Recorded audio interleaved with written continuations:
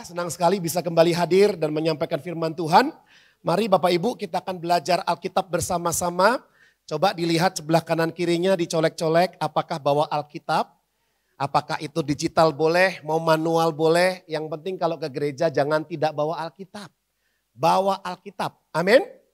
Ya, dan kita akan belajar Alkitab 2 ayat saja hari ini dari kitab Yakobus ayat 26 sampai 27. Bapak Ibu yang belum mendapatkan handout atau belum mendapatkan pena bisa angkat tangan ya. Asyir bisa bantu, mungkin di depan ada yang belum dapat pena boleh angkat tangan. Dan bagi yang mau langsung mengetik di handphone atau tabletnya bisa di scan QR atau masuk ke internet ya, URL bit.ly IYB ya, ibadah yang benar. Strip MCC semuanya huruf besar, jadi nanti bisa di-share, disimpan dan didiskusikan. Dan terlebih lagi go green.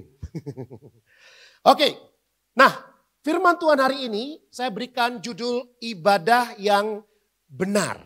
Jika judulnya ibadah yang benar berarti ada ibadah yang tidak benar, begitu kan? Namun kita akan lihat bersama-sama, kita akan explore dari tulisan Rasul Yakobus. Ini saudara tiri Yesus dan adalah soko guru gereja di Yerusalem. Sangat berpengaruh sekali.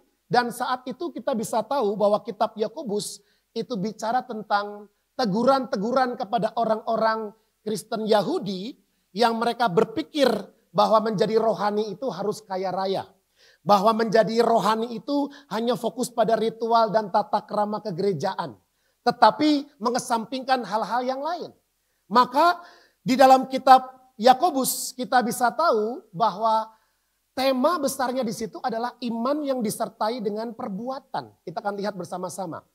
Nah, kalau saya bertanya kepada saudara, ibadah itu apa? Maka mungkin banyak orang berkata ibadah itu di hari Minggu. Atau kita ada breakthrough night. Di hari apa Pak Boas? Rabu? Rabu.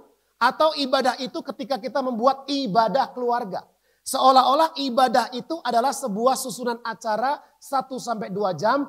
Seminggu ada sekali 2 kali selesai. Maka beberapa orang ketika hari Minggu pulang lalu mereka jalan-jalan ke mall. Mereka merasa puas, merasa tenang karena aku sudah ibadah. Ini menjadi bahaya karena pikiran dia berpikir bahwa ibadah itu adalah kita hari ini memuji menyembah Tuhan 1, 2, 3, 4 lagu. Dengar firman Tuhan setengah jam. Lalu kita salaman berikan persembahan. Pulang saya sudah beribadah. Sehingga Yakobus membawa pengertian pemahaman kepada kita semua hari ini menjadi lebih esensial lagi. Lebih substantif bagaimana kita seharusnya memaknai ibadah. Dan setelah pemaknaan kita tentang ibadah berubah, itu akan merubah perilaku kita dalam kehidupan keseharian kita.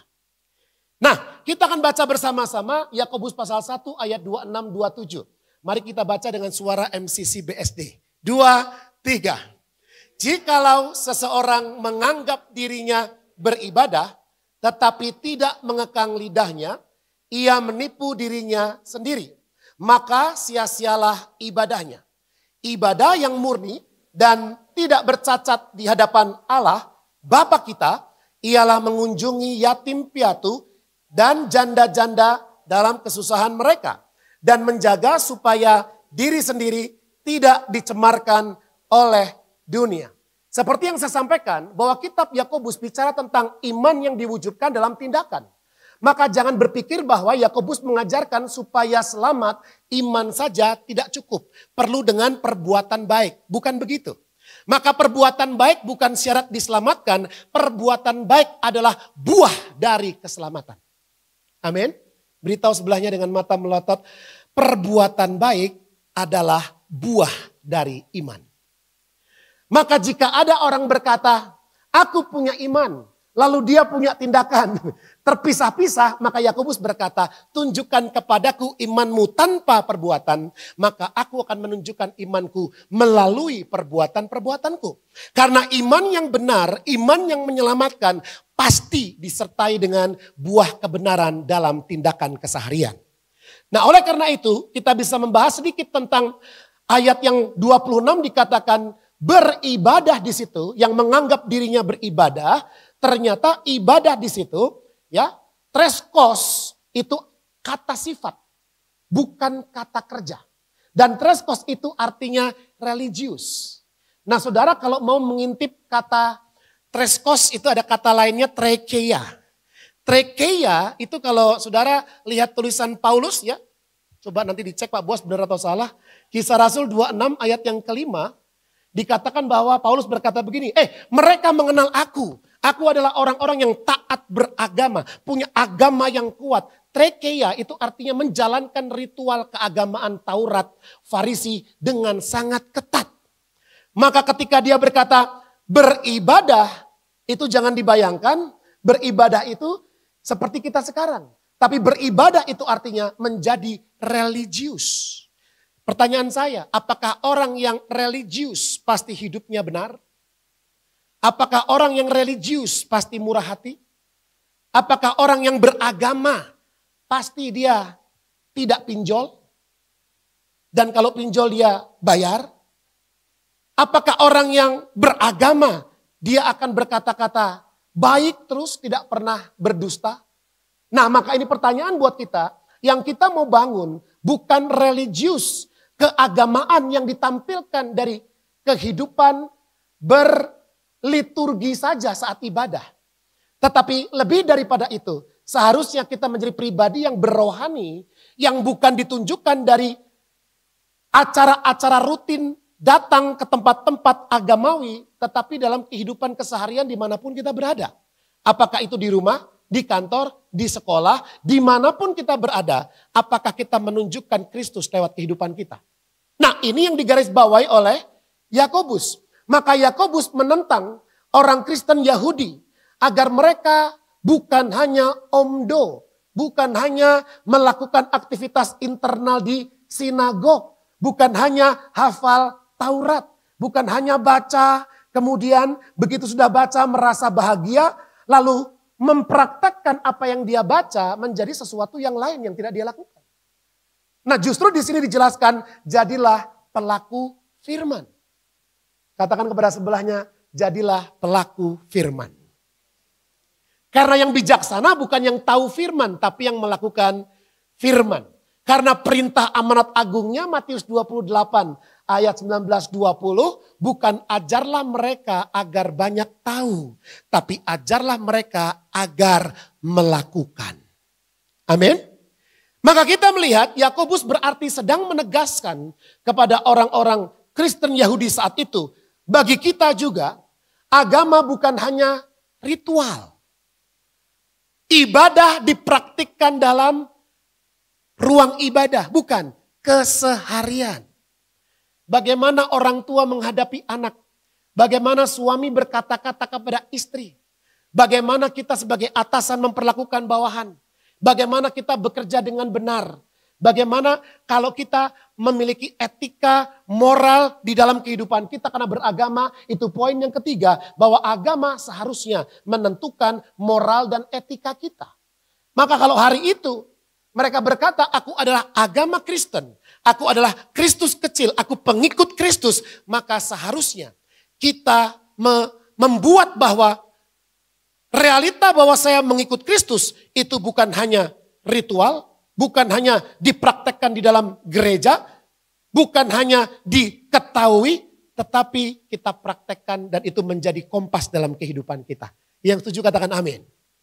Oleh karena itu Bapak Ibu Saudara, hari ini 2 ayat ini mengajarkan kepada kita ada 3 tindakan nyata yang menunjukkan ibadah yang benar sesuai dengan konteks saat Yakobus berbicara saat itu.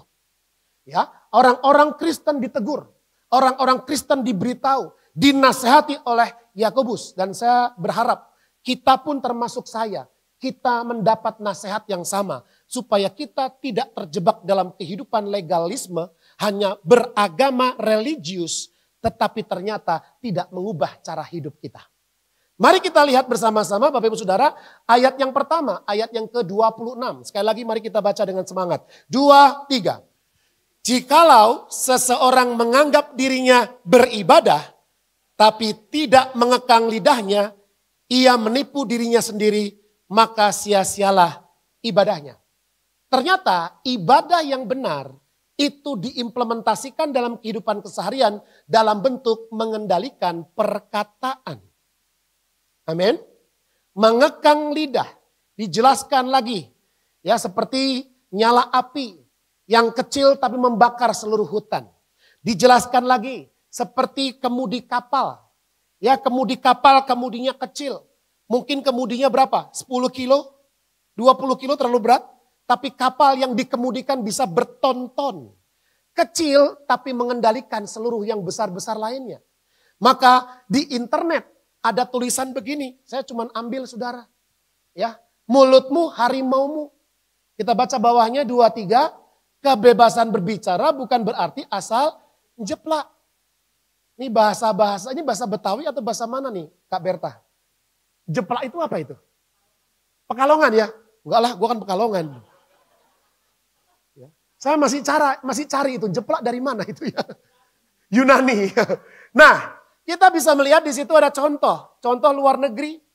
Jabatannya sih PR, Public Relation Executive. Fokusnya pada hubungan antar manusia. Tapi ternyata dipecat. Gara-gara apa? Dia nge-tweet tulisannya itu. Ya, baca sendirilah, saya nggak mau bacakan. Nanti mulutmu jeplak juga saya ya. Kalau dalam negeri kita bisa lihat namanya siapa, saya juga nggak mau baca sendiri saudara.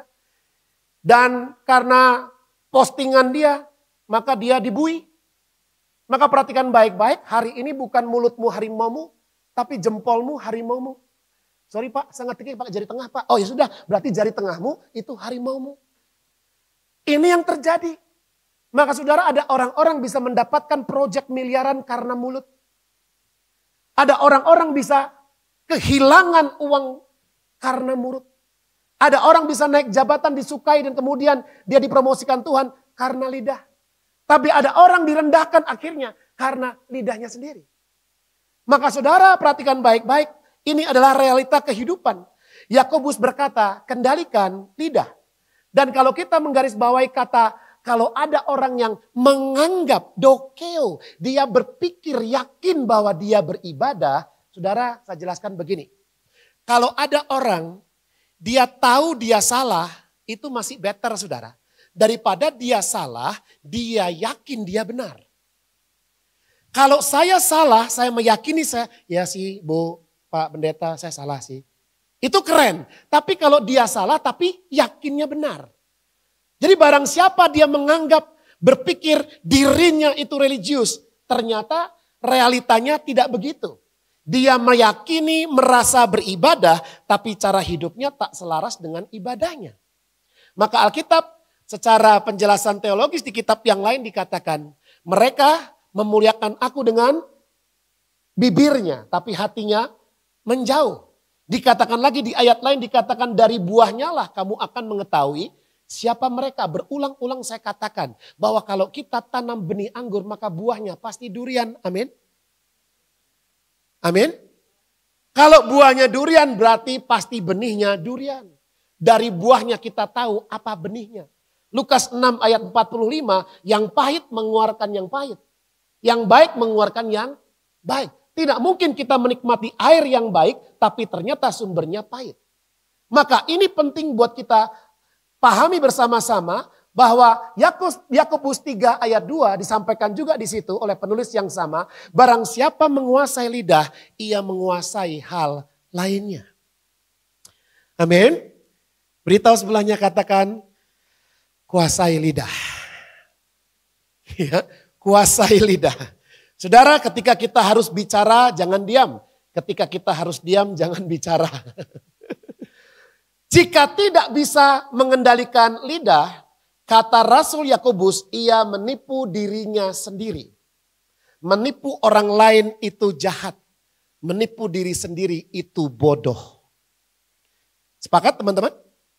Saya pikir saya religius. Ternyata itu hanya sebatas keyakinan saya saja. Tetapi orang-orang tidak pernah memvalidasi bahwa benar kita ini religius.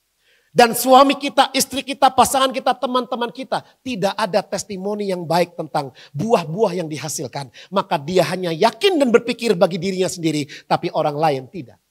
Tapi kan aku ambil positifnya aja Pak Anta. Orang yang selalu ambil positifnya. itu tanda dia tidak berani introspeksi diri.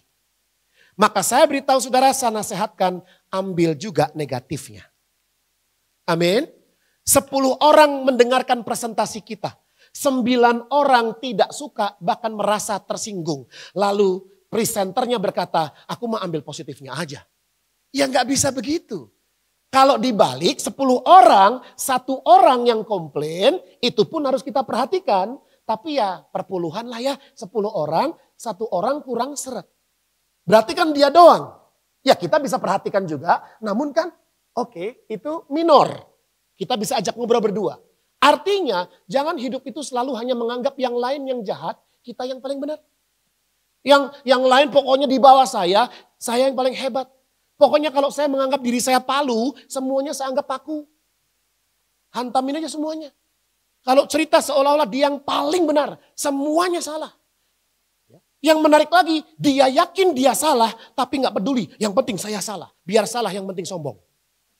Itu juga level kedua tuh pedesnya tuh saudara. Ya. Jadi kalau kita tahu kehidupan kita perlu diselaraskan dengan firman Tuhan, saya mau berubah. Kalau tidak katanya ibadahnya mataios, tidak berguna. Kata mataios saudara bisa lihat juga di Kisah Rasul 14 ayat 15, dipakai untuk penyembahan berhala. Jadi barang siapa menyembah berhala, lu ibadahnya mataios, tidak berguna.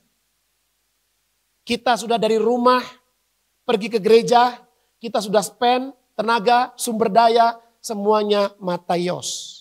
Kita jabatannya penatua, tapi kelakuannya mataios. Kita lulusannya ini, itu pinter ini kemana-mana, ternyata di keluarga mataios. Jangan sampai hidup kita tidak berguna saudara. Ibadahnya tidak berguna. Maka saudara, aplikasinya poin yang pertama ini, mari kita baca bersama-sama. 2, 3, berkata-kata yang benar dan dalam kebenaran. Jika ya katakan ya, jika tidak katakan tidak, selebihnya saudara tahu dari siapa. Dan berbicaralah dalam kebenaran. Maka ketika memberikan nasihat, masukan, kritikan, saran, pastikan sesuai dengan firman. Jangan sampai firman dipelintir-pelintir saudara. Disesuaikan dengan mood. Disesuaikan dengan keinginan duniawi kita. Enggak bisa begitu. Inilah ibadah yang benar. Menurut Rasul Yakobus. Yang kedua ayatnya 27a. Ibadah yang murni, kita baca 2-3. Ibadah yang murni dan tidak bercacat di hadapan Allah. Bapa kita ialah mengunjungi yatim piatu dan janda-janda dalam kemewahan mereka. Amin. Oh berarti janda-janda yang hidupnya mewah nggak usah saudara. Ya, janda-janda yang kaya raya duitnya banyak, rukonya banyak nggak usah saudara. Udah banyak duit, ya malah bahaya mengunjungi mereka. Ini janda-janda dalam kesusahan. Nanti kita lihat bahwa yatim piatu dan janda sebuah simbol orang yang kesusahan. Tapi yatim piatu dan janda zaman itu memang ada saat itu saudara. Maka poin yang kedua, ibadah yang benar itu adalah menolong yang susah. Maka kalau saudara menemukan diri saudara dalam kehidupan, kita selalu tergerak hatinya oleh belas kasihan. Menolong orang lain dengan sumber daya yang Tuhan percayakan. Sumber daya itu ada 3, waktu, tenaga, uang. Saudara punya yang mana sekarang? Aku ada waktu, aku akan persembahkan untuk Tuhan. Aku ada tenaga, akan kuberikan. Aku ada uang, aku juga akan persembahkan. Ada 3-tiganya, silakan semuanya. Nggak usah kita bertengkar tentang 10%, 20%, 30%. Karena seharusnya hidup kita dipersembahkan kepada Tuhan. Kalau hidup saja kita persembahkan, apalagi cuan. Amin. Halo, beritahu sebelahnya. Kalau mau 30% kasih gereja boleh juga. Nggak usah 10 ya. Bebas. Karena itu lahir dari hati, maka memberi adalah ekspresi kecintaan kita, ucapan syukur kita kepada Tuhan yang telah mengasihi kita. Maka sudah perhatikan baik-baik, kenapa Yakobus berkata demikian? Situasinya saat itu adalah terjadi diskriminasi sosial. Maka saudara, saya akan bacakan, saudara silakan yuk kita buka Alkitab bersama-sama, coba cek sebelahnya, masih bisa buka Alkitab. Saudara 2 minggu yang lalu, ada satu penatua gereja, gembala gereja kaget dan sharing dengan saya, bahwa ketika anak-anak sekolah minggu, itu yang SD, dia bilang kelas 2 sampai kelas 5 SD, sekarang dimuridkan oleh gereja itu. Ya, saya terlibat dalam pemuritannya juga. Setiap hari Sabtu ada 2 kloter, jam 10 dan jam 2 siang. Yang memuridkan ya saya, terus teman-teman yang lain. Sudah tahu, ketika mereka dikasih Alkitab buku, mereka tidak tahu membuka Alkitab. Karena taunya tuts. Beritahu sebelahnya, penting ajarin anak buka Alkitab buku. Supaya kalau nggak ada baterai masih bisa buku. Karena buku itu kan nggak pernah lowbat. Ya, nggak bisa saudara. Maka saya mau pastikan juga sebelah saudara masih bisa buka Alkitab buku kalau ada. Ya. Nah mari kita lihat saudara di situ. Yakobus pasal 2 ayat 1 sampai 4 dikatakan apa? Saudara-saudaraku sebagai orang yang beriman kepada Yesus Kristus, saya pakai terjemahan baru 2. Tuhan kita yang mulia, janganlah iman itu kamu amalkan dengan favoritisme. Dengan memandang muka. Apa buktinya? Sebab jika ada seorang masuk ke dalam kumpulanmu dengan memakai cincin emas dan pakaian indah, dan datang juga orang miskin ke situ memakai pakaian buruk, dan kamu menghormati yang berpakaian indah itu dan berkata kepadanya, silakan Tuhan duduk di tempat yang baik ini. Sedang kepada orang yang miskin kamu berkata, berdirilah di sana atau duduklah di lantai ini dekat tumpuan kakiku. Bukankah kamu telah membuat pembedaan di dalam hatimu dan bertindak sebagai hakim dengan pikiran yang jahat? Apakah yang kaya pasti rohani? Apakah yang miskin pasti rohana? Apakah yang kaya pasti hidup benar? Apakah yang belum kaya hidupnya pasti enggak benar? Itu yang sedang dihajar oleh Yakobus. Lu jangan berpikir bahwa ketika lu diberkati secara material, itu tanda Tuhan dekat dengan engkau. Jangan berpikir ketika bisnismu sukses, proyek semuanya sukses, itu tanda Tuhan di pihakmu. Enggak saudara. Yakobus berkata, perhatikan orang yang rohani, dia selalu seumur hidupnya akan memperhatikan orang susah. Jika Tuhan berikan dia kemampuan. Mau sedikit, mau sedang, mau banyak, hidupnya terus berkontribusi. Halo? Amin saudara? Amin? Kalaupun hari ini kita belum, itu karena apa? Sudah kita atur istri suami, ternyata udah keluar cukup banyak. Dan ini antrian gak bisa masuk. Ya gak apa-apa saudara, gak usah merasa bersalah. Tapi kita perlu menemukan diri kita sedang dan terus-menerus berkontribusi kepada orang-orang yang membutuhkan. Maka tekanan ekonomi hari itu, teguran juga saudara, bagi kita, pengusaha-pengusaha atau orang-orang yang mempunyai anak buah, dikatakan di ayat 4 dan 6 Yakobus 5, sesungguhnya telah terdengar teriakan besar karena upah yang kamu tahan dari buruh yang telah menuai hasil ladangmu.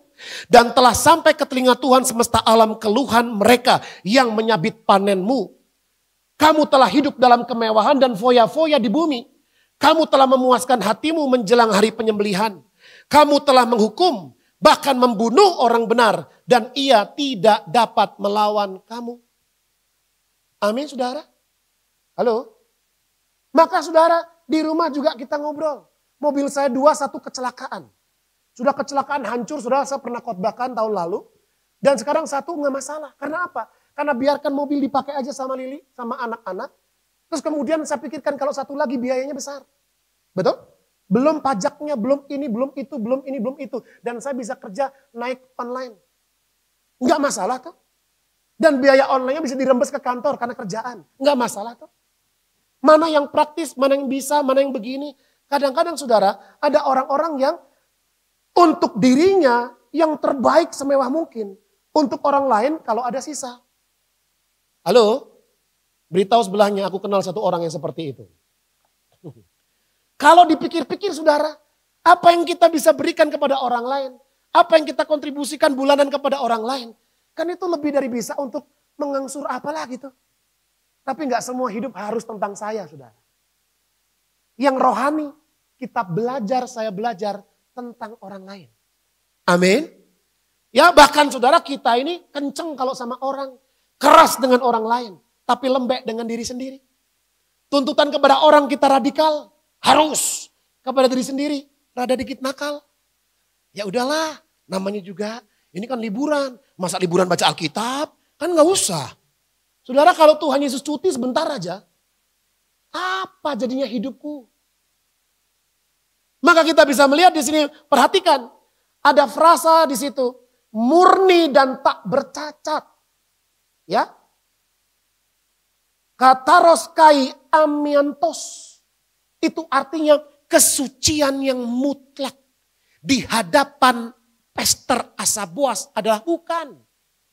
Murni, suci, mutlak di hadapan Allah adalah menolong orang lain. Di dalam gereja silakan beribadah. Di luar gereja adalah ibadah juga. Amin saudara. Jangan setelah dengar Pastor Anta. Besok hari Minggu kita tutup ibadah, enggak ibadah lagi. Lalu kita hanya di luar. Enggak gitu juga konsepnya Bambang. Ya, enggak begitu saudara. Ya, enggak ada kan bro jemaat lu yang namanya Bambang? Enggak ada, puji Tuhan. Jadi saudara perhatikan baik-baik. Inilah yang kita perlu pahami. Bahwa menolong orang lain di luar gereja sama dengan ritual ibadah di dalam gereja. Mari saudara kita buka Mazmur pasal 68. Mazmur pasal 68 ayat yang ke-6. Yang sudah menemukan katakan, 68 ayat yang ke-6. Firman Tuhan berkata, ayat dari Bapa bagi anak yatim dan pelindung bagi para janda. Itulah Allah di kediamannya yang kudus. Amin. Saudara, kalau kita bernyanyi ku mau sepertimu Yesus disempurnakan selalu. Maka Allah Bapa pelindung bagi mereka yang lemah. Hari ini ada orang-orang yang merasa, wah itu aku tuh Pak, aku orang lemah tuh Pak. Makanya aku dikasih duit dong, makanya aku dibantu terus dong. Dan orang itu meyakini bahwa kamu yang harus bantu aku gak harus bantu siapapun. Karena aku yang susah. Itu juga salah. Ini bukan bicara menentukan siapa yang wajib dapat kriteria, susah, lalu tidak perlu menabur, tidak perlu memberi, bukan menabur ya, tidak perlu memberi kepada orang lain, bukan itu saudara.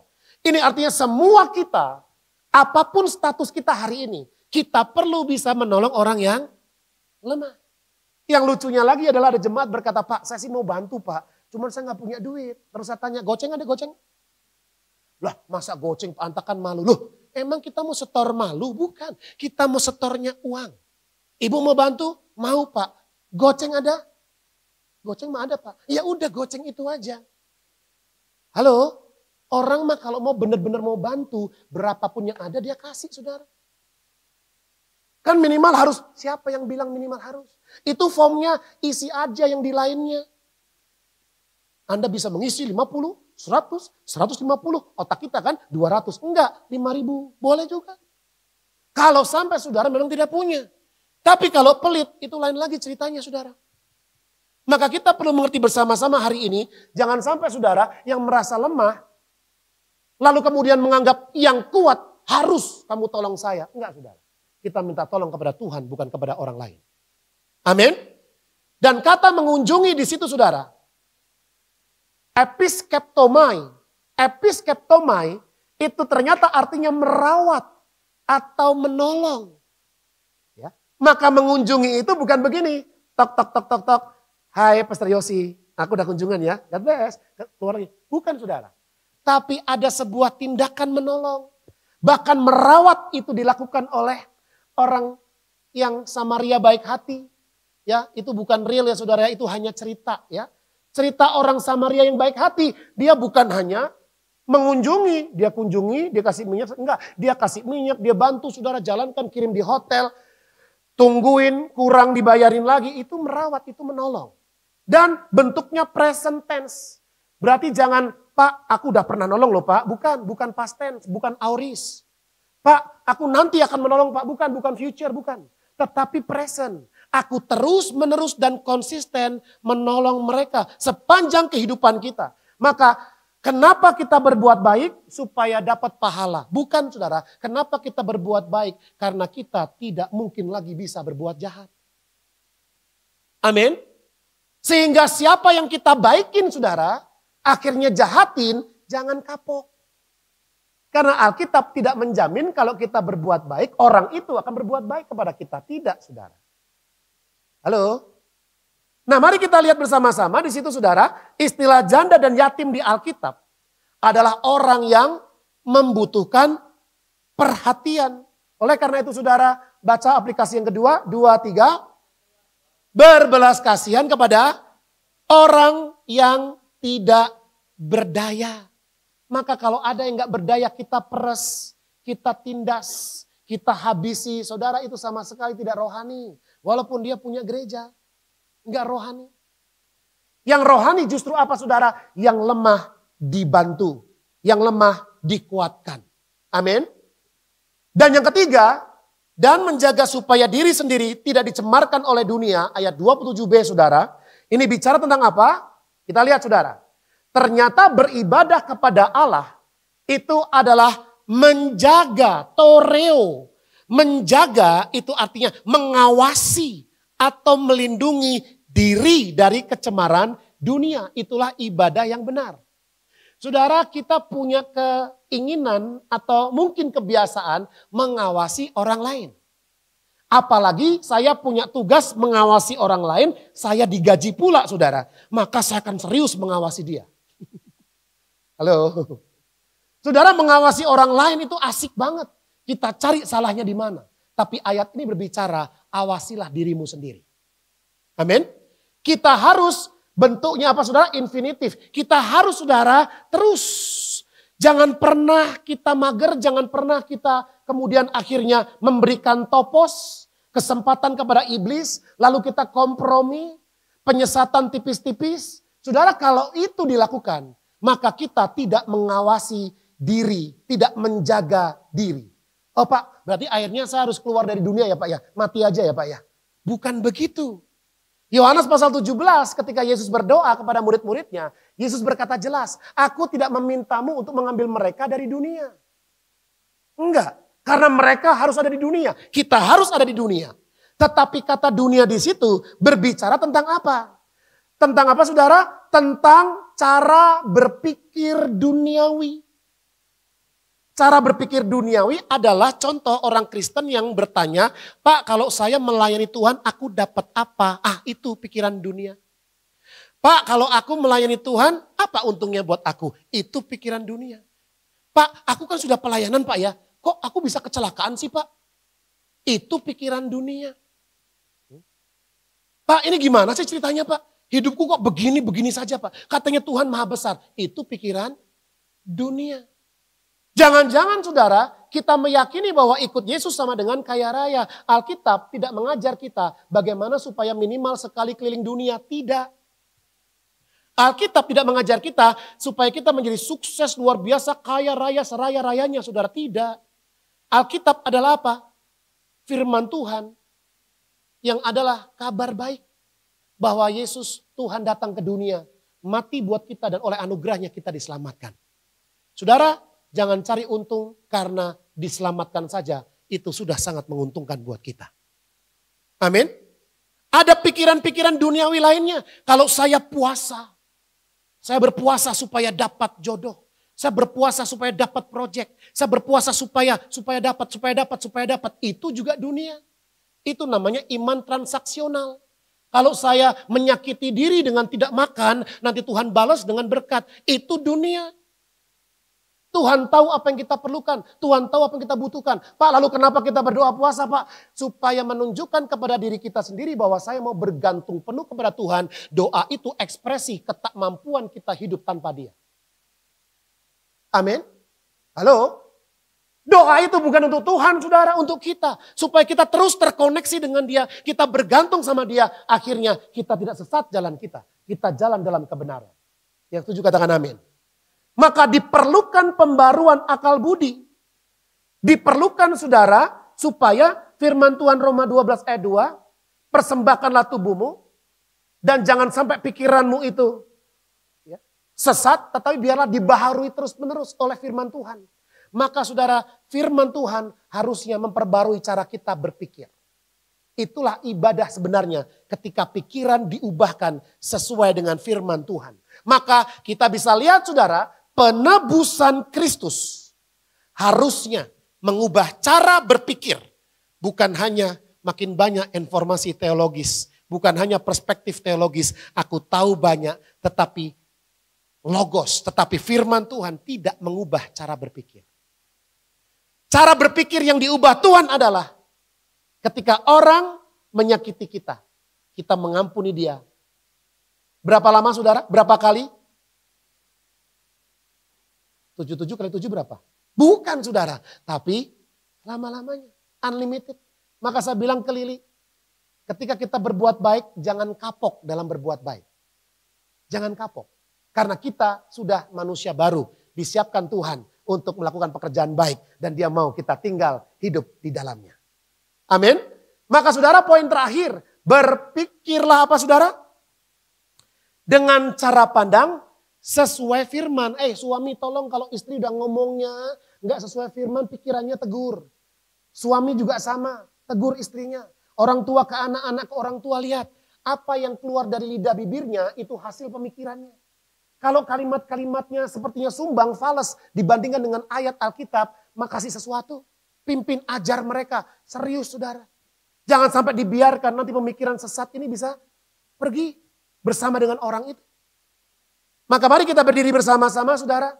Ibadah yang benar itu apa? Mari kita berdiri bersama-sama. Sudah selesai. Mari kita lihat, beritahu sebelahnya katakan ibadah yang benar itu mengendalikan perkataan. Beritahu saudara kepada sebelah kanan kirinya ya, suami, istri, pacar, teman, sahabat, saudara.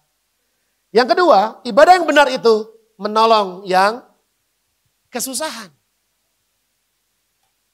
Pak, tapi saya masih susah Pak. Loh kalau kita lihat diri kita susah, sampai mati juga kita susah terus saudara. Susah terus sampai mati kita. Nanti Pak kalau saya sudah punya banyak, saya akan bantu orang. Enggak pernah saudara, banyak itu enggak pernah. Salomo orang paling kaya udah pernah berkata apa? Orang yang mencari kepuasan dari harta enggak akan pernah puas. Ya atau ya? Halo? Yes or yes? Saya tuh dulu kalau makan padang di pinggir jalan saudara, yang di Amigos, agak minggir got sedikit. Tanya istri saya, enak sekali. Sekarang minimal pakai merek, sok banget. Tapi kalau dibelikan yang bungkusan juga saudara, masih makan juga. Saya tuh makanan cuma 2, kalau nggak enak dia enak banget. Halo, sama ya Bu ya? Sama. Dan yang terakhir saudara, menjaga kekudusan pikiran. Amin. Mari kita menanggapi isu-isu hari ini, politik, ekonomi, dalam keluarga, apapun yang orang lakukan saudara, kita harusnya bisa berpikir dengan cara Alkitab. Ya. Kalau dulu pernah anak muda 20 tahun, 25 tahun yang lalu, saya pakai gelangnya, what would Jesus do? Dipakai semua generasi muda saudara. Sehingga setiap ada konteks-konteks kehidupan, kita bingung dan bertanya, apa yang akan Yesus lakukan? Sama saudara, gak usah pakai gelang. Ketika saya berhadapan dengan ini, apa yang Yesus akan lakukan? Saya marah, tanya istri saya marah. Saya kesal. Saya punya emosi saudara. Tapi bukan emosi yang kita tahan, jangan kesal, jangan marah. Enggak, itu hanya emosi. Setelah itu, what next? Makanya kalau marah, jangan sampai matahari terbit 2 kali. Sekali aja terbit, tenggelam, selesai. Halo, beritahu sebelahnya, what next? Nextnya itu harus sesuai firman. Tapi kalau kita kesel, ya namanya manusia ya bisa aja saudara. Halo, ya toh ya? Tapi apa selanjutnya? Kita harus ikuti firman Tuhan. Kita ikuti jejak langkah Tuhan. Mari kita tutup mata kita berdoa.